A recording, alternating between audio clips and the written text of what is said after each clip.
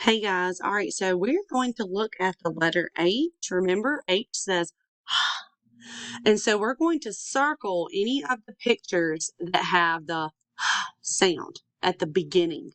All right, so let's start right here. This is a picture of a horse. Do you have the sound at the beginning of horse? Yes. So let's circle it. Next, we have a fish. Fish. Do you hear the sound at the beginning of fish? No, I hear the sound. That's an F. All right, next we have a picture of a hat. Hat. Hat. Do you hear the sound? Yes, me too. All right. Next we have a shark. Shark. Do you hear the sound in shark? No. Good.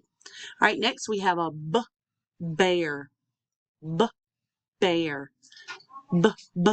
Do you hear the sound in bear?